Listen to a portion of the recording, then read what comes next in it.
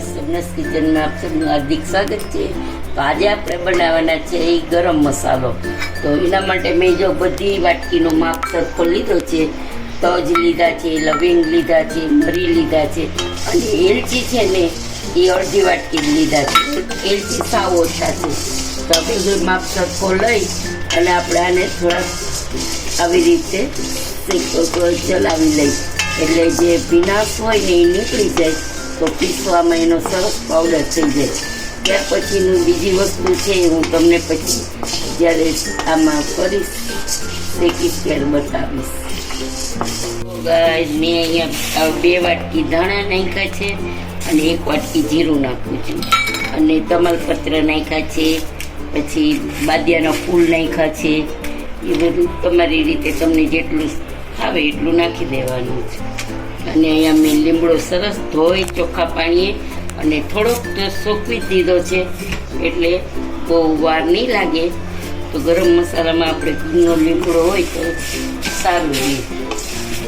તો હવે આપણે આને બધું એકદમ સરસ શેકી લઈશું અને આપણે અહીંયા નાખવાના છે અહીંયા મરચાં નાખવાના છે। તો જો આટલા હું મરચાં નાખી દઉં છું, પછી એને દાંડલા આપણે શેકાઈ જશે એટલે કાઢી લઈશું।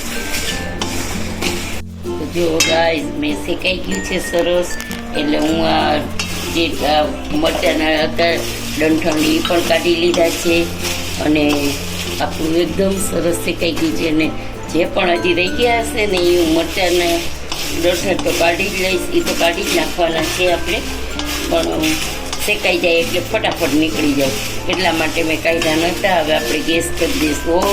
હવે આને આપણે ઠરવા દઈશું। તો જોઈ શકો છો એકદમ સરસ આવી રીતે ભૂકો થઈ જાય છે। તો આપણે હવે એને પછી પીસી લઈશું સરસ રીતે, બારીક પાવડર કરી દઈશું। ગાઈસ આપણું આ એકદમ જે મસાલો છે એ શેકાઈ ગયો છે સરસ।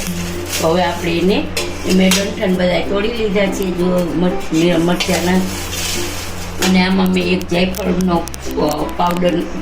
પાવડર નાખ્યો છે, એક જાયફળ।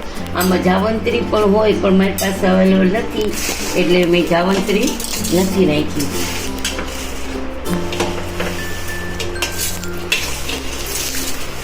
હવે આમને આપણે એકદમ સરસ બારીક પીસી લઈશું અને પછી આપણે એને ચાળી લઈશું ઝીણા આંખ વડે।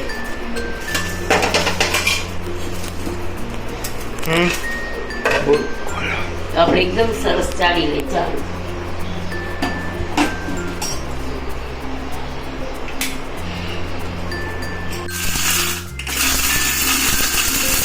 જો ગાઈસ આપણો મસાલો રેડી છે। એક આપણે મિક્સર છે જાલી પીસું છે, બાકી પીસવાનું છે। તો અહીંયા આપણે આગ છે એમાં ઉમેરી દઈશું ને ચાળી નાખશું। તો હું છે ને 6 મહિના ચાલે ને 6 મહિનાથી વધારે ચાલે એટલો ગરમ મસાલો હું ઘરે જ બનાવું છું, પણ ક્યારેક ઘટે તો પછી તૈયાર લેવો પડે, નકર તૈયાર મસાલો હું નથી લેતી, કારણ કે આપણી પાસે બધું હોય આ વસ્તુ ઘરમાં, તો પછી ઘરમાં સરસ ગરમ મસાલો થાય છે। એકવાર બનાવીને ટ્રાય કરજો જરૂરથી, અને સસ્તોય ઘણોય પડશે તમને।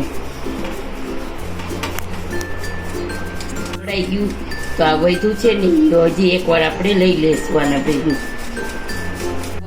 આપણું ગરમ મસાલો એકદમ સરસ બારીક થઈ ગયો છે, કારણ કે હું હાથ નહીં અડાડું, મને મરચાંની એલર્જી છે તો પડે છે, છીકું આવે છે। તો જોઈ લો તમે આપણો ગરમ મસાલો રેડી છે। અને આજનો આ વિડીયો તમને કેવો લાગ્યો તે જરૂરથી જણાવજો, સબસ્ક્રાઈબ કરજો, લાઈક કરજો અને કમેન્ટ બોક્સમાં જરૂરથી કમેન્ટ કરજો કે આજનો આ વિડીયો તમને કેવો લાગ્યો। હવે આને ઠંડો થાય ને પછી આપણે કાચની બોટલમાં પેક ભરી દઈશું।